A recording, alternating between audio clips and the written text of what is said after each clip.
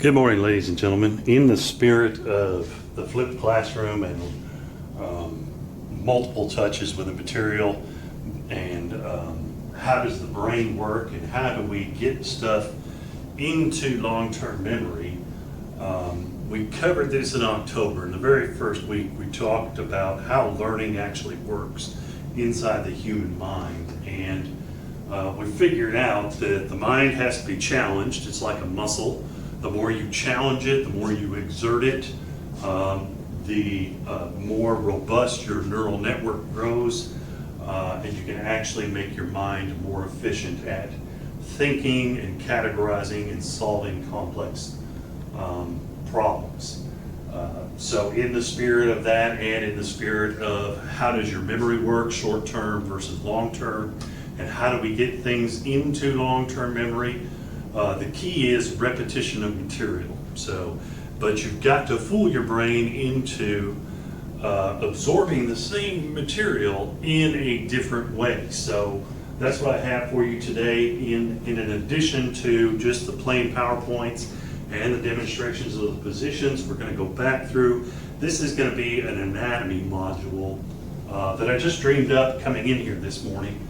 I planned on coming in and just wrapping up health spine, going into sacrum and coccyx procedures and projections, but I thought I had the classroom, I have the opportunity you guys need, especially in this distance learning format that we're all adjusting to. You guys need to keep your repetitions up. So in the spirit of that exercise, we're going to go into some anatomy. I'm going to start with the C-spine. Actually, I'm going to start with Fredricka in lateral pose. So as you can see here, remember we had certain curvatures to certain sections of the spine. And we also had certain number of vertebrae to certain sections of the spine. So the cervical spine is between the head and the shoulders, where the ribs start beginning, or where the thoracic cavity begins. The thoracic cavity is defined as the vertebral bodies and the rib cage of the thoracic spine. So as soon as we see a rib start coming off of one of these vertebrae, we know that that's the end of the cervical vertebrae. Traditionally, or for normal anatomy, if that exists, normal anatomy, 7 cervical vertebrae. Okay, C1 and C2 have specialized structures, and then C3 through C7 are roughly about the same. So I have the individual disarticulated is how an X-ray teacher would refer to this. In the disarticulated model, that is the model that I've taken apart, or a previous X-ray teacher has actually taken apart, I have C1 and C2, and I hope you guys can see them on camera. Might be, maybe I zoom in to this region for this part of the shot. So give me just a second and I will adjust that. Let's get in about like yay. There you go. And I know we're centered in the mid shaft of the elbow here, so I'm going to try to keep that. Hope that's in the shot right there. This is C1, and this is a, let's see, this is the top down version. So this is you're actually looking down through the patient's head. If the patient's head was removed and you're looking down through to their feet, this would be the superior aspect of C1.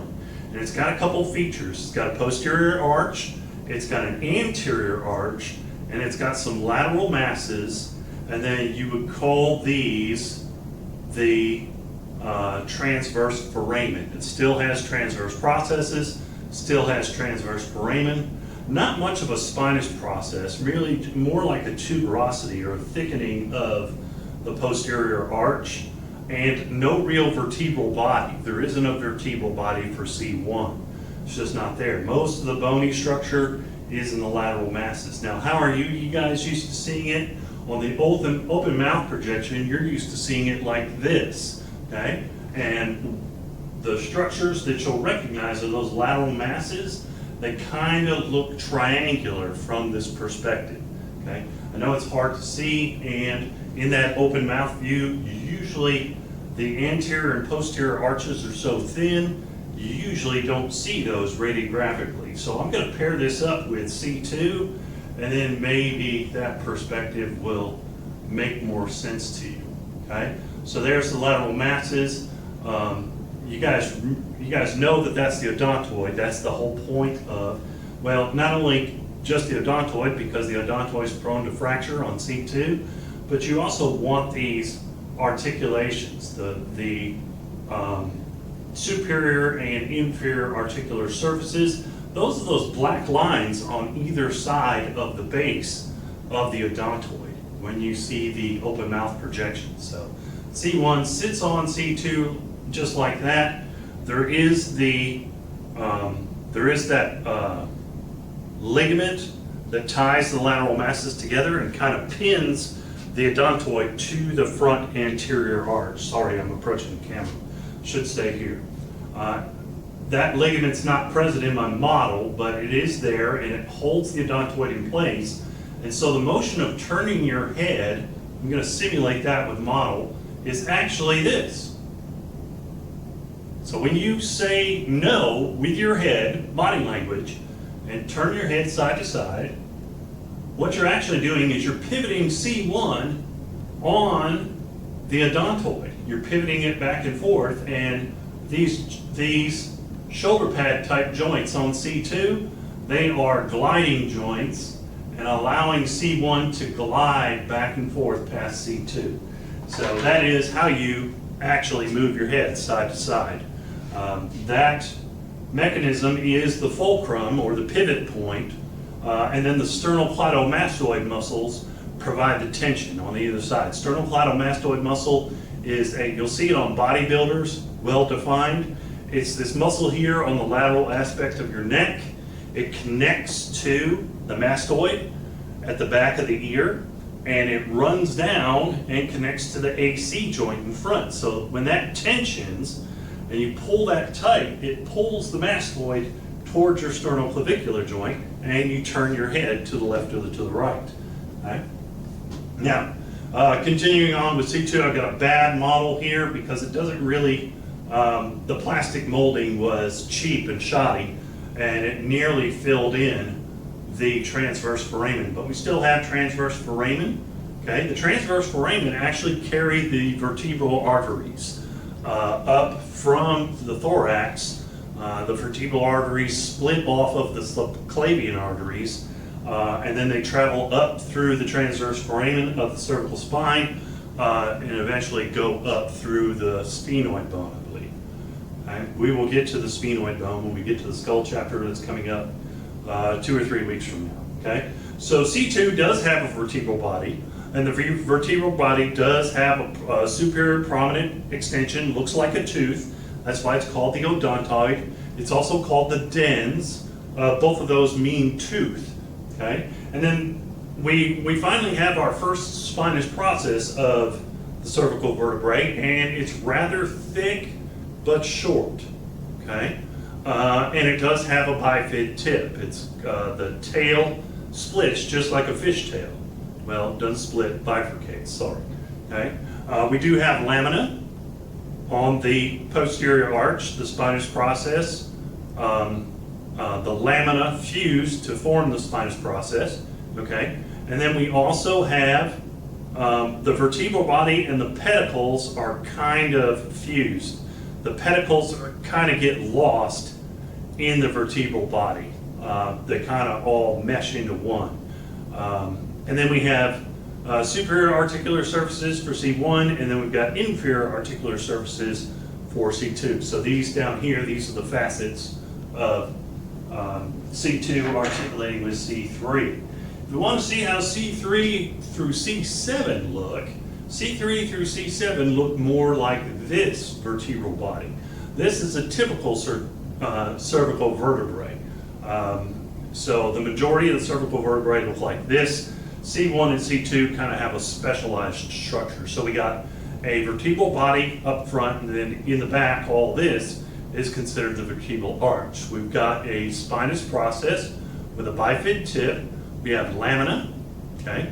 And then on the bottom side of the lamina, inferior articular processes. Those are going to form our zygapophyseal joints, okay? We have transverse foramen and pedicles coming off of, so the thickened part here, right there,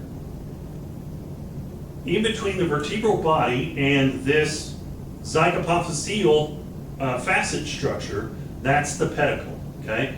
This is the transverse process here, okay? I would call this the superior articular facet, inferior articular facet. So that complex is separate from the pedicle. The pedicle is just that little neck portion right there at the end of my fingertip, okay?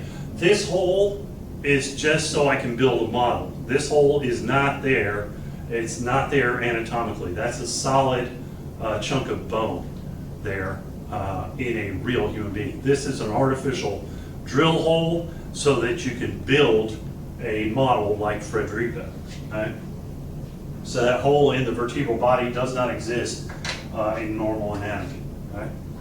So those are our cervical vertebrae, 3 through about 7. You see that the big change is the spinous process gets longer and longer and longer as you descend through the rest of the cervical vertebrae until we get this bad boy. And to some extent, C6. If you have an asthenic patient, you might be able to palpate all 3 of these spinous processes. But the one that sticks out in particular is right at the base of the shoulders. Basically, if you take your hands and do like this, you're right on C7. It's right here, okay? So it sticks out on all habitus, hypersthenic habitus, especially if the hypersthenic is lumberjack construction worker. It might be buried under about 2 inches of trapezius muscle, but it is there, and you should still see a little bulge to the soft tissue right there at the top of the thorax, and that is the vertebral prominence. That's this one right there, okay? On the front side, if you look, we've got our sternal notch. Now, this rib cage is not wired for gravity. It's wired for display. Gravitational pull would make the rib cage sag a little bit front to back. These ribs are running way too horizontal. They should be running downhill a little bit more. So this is not really accurate. It looks like it's even. In normal anatomy, the sternal notch is about 1 inch inferior to the body of C7. Okay?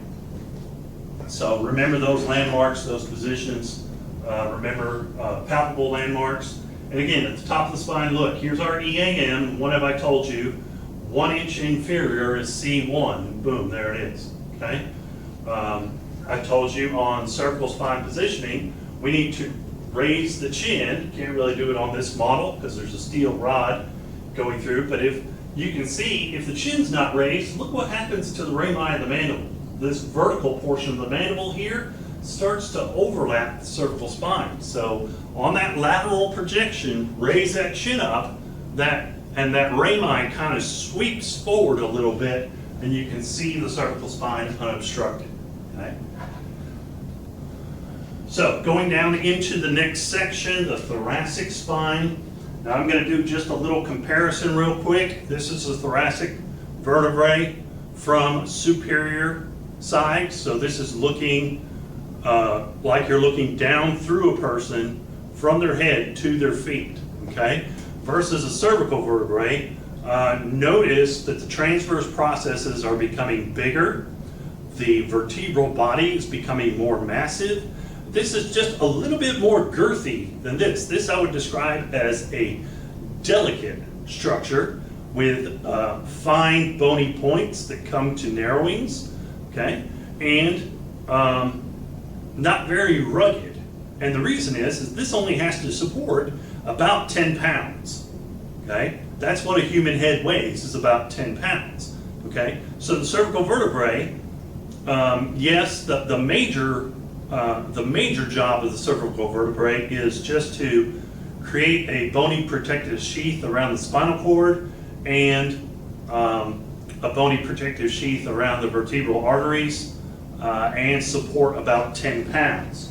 Now that we get into the thoracic cavity, now we're supporting the head, but we're also supporting the upper extremities, the entire rib cage, and all of the vital organs contained within the chest.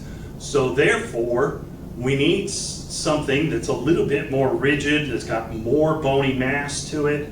So that's why the thoracic vertebrae is a little bit beefier compared to the cervical vertebrae. It's holding up more weight and supporting more weight. Okay, the particular structures are still the same. This, again, is for the model. The vertebral body is solid all the way through. It's starting to resemble, well, thoracic, that more resembles a horseshoe shape. The lumbar spine, it starts resembling a cylindrical ice cube. But from the front, maybe it starts to resemble an ice cube shape.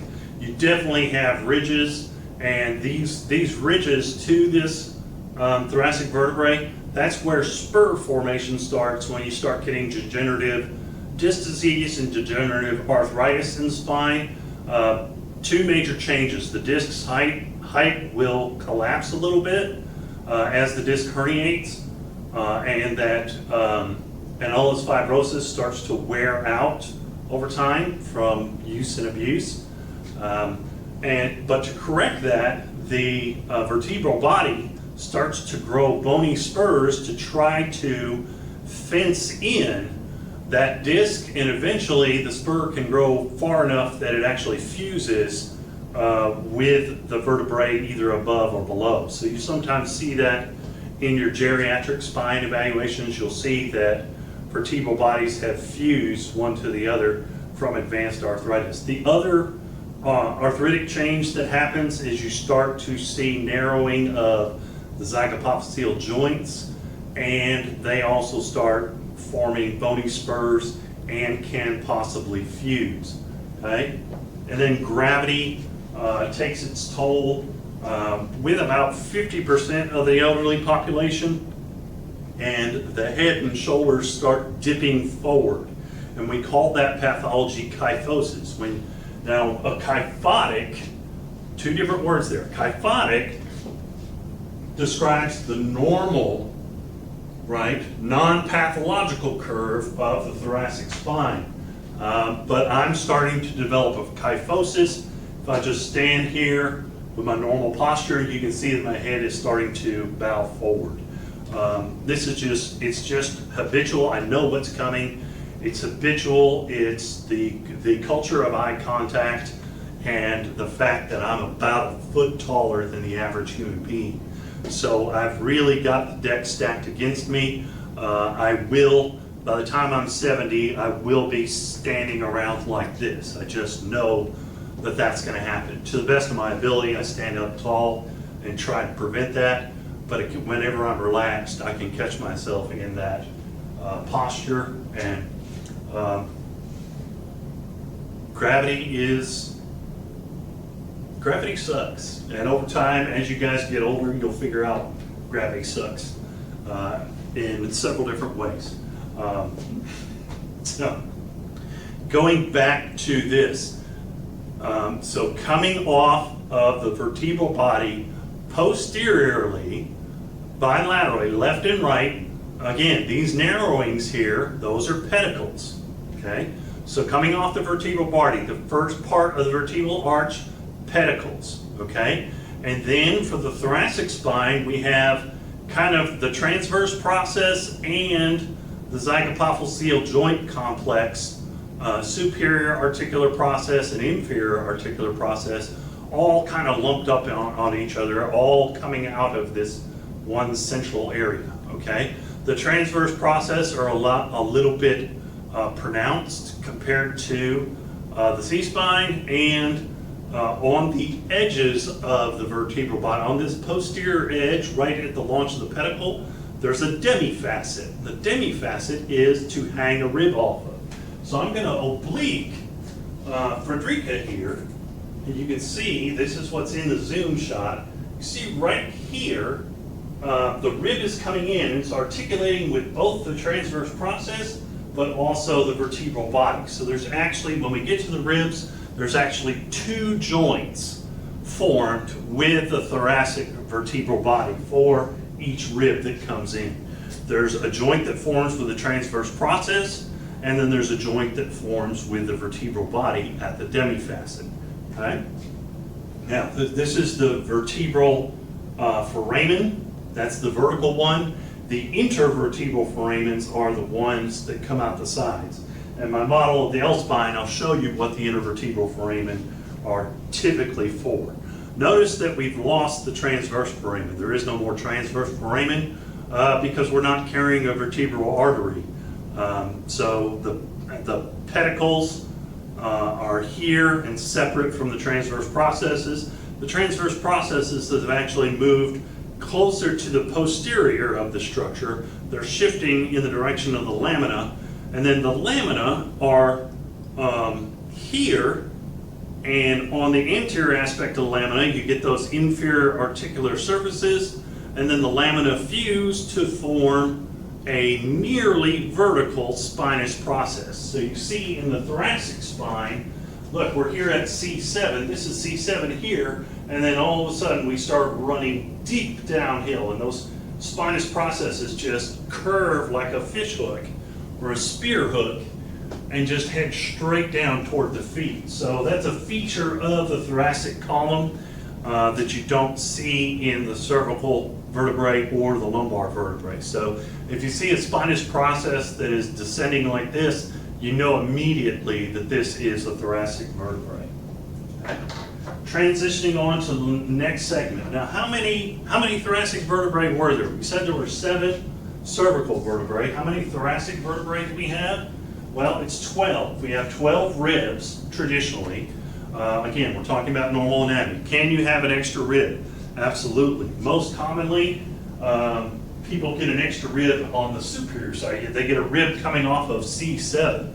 I have seen that on occasion. There's 2 people down in Rutherford County that go to MTMC where I x-ray. I've x-rayed 2 individuals with cervical rib in my lifetime, so it's not very uncommon. Can you get L1 to have additional ribs as well? Maybe. I've never seen it. Possibly L1 could have an abbreviated rib though. All right? But for normal anatomy, we say that where the ribs end, that's going to be T12. Okay? So this one's T12. The next one down necessarily has to be L1. So, and then traditionally there are 5 lumbar vertebrae. Now, can you have an extra one of those? Yes, you can have a non-fused S1. I've seen a non-fused S1 in my lifetime as well, and typically it's either labeled as non-fused S1 or L6. Either one of those, the physician knows you're talking about basically the same thing. Okay. So for conventional anatomy, 5 lumbar vertebrae. Again, the hole is drilled for assembling a model. That hole is not there anatomically. So now we see the lumbar spine is very beefy and structurally sound. If you're going to support 75 pounds of body weight onto a 3-inch wide bone, this is how you build it. Okay? This is meant to support all of the abdomen, all of the thorax, the upper extremities, and the head. That's why the vertebral body is so large now. And you'll see that through all the lumbar vertebrae, that vertebral body is getting larger and larger and larger. And even through the thorax, this is more like this is like T5, T6. Notice the size of the vertebral bodies. And as you get closer to 12, on this one, it starts looking more like a lumbar vertebrae, okay? So the size difference, especially in the vertebral bodies, but all the structures are thicker here. The bone is bigger. There's more bone mass here. And the reason is it's got to support more body weight, okay? So again, we have a vertebral body. On top of the vertebral body, it's going to be an intervertebral disc. That's going to be my next model. I'll get to that in a second. We have pedicles, we have lamina, all right? We have spinous process starting to look like that Stegosaurus spine. Remember the dinosaur reference from the lecture, okay? We have superior articular processes, okay? We have transverse processes. Those are starting to thin out again. Why? Because they don't have to articulate with the ribs, so we don't need as much bone mass out there, okay? We have superior articular processes that are now really, really thick, and inferior articular processes that are thick, okay? Lamina, pedicles are thick, vertebral body, okay? We still have a vertebral foramen, okay? And, yeah, I think that's all we got. Oh, there is a pars interarticularis. Let me show you where that is, okay? Because they're going to tell you that it's the neck of the Scotty dog. But where the heck is that? Well, see, this is lamina here. The pars interarticularis is this section right here of the lamina, okay? So it's between the inferior articular process and the superior articular process. It's kind of like this little narrow section here. Between the articular process complex, the zygapophyseal joint complex, and the spinous process, that's what I would call the lamina out here. But this edge here, that's the pars interarticularis. And what it does, that little neck right there, that shows up when you do an oblique. They're going to tell you look for the Scotty dogs. It's going to be the neck of the Scotty dog is the pars interarticularis. Okay? So, now, the reason we have a model for this, now cervical vertebrae do the same thing, but we have a model for this because this is a common pathology for lumbar spine. So if you've been to surgery or possibly it's so prevalent in the United States that you might know a friend or family member that has had a surgery for herniated disc or degenerative disc disease. So what happens is these intervertebral discs, remember they're two components. It's like a jelly donut. They've got a firm outer tire-like shape, the annulus fibrosus, right? And then they've got an inner section, and that inner section is the nucleus pulposus. That's the jelly.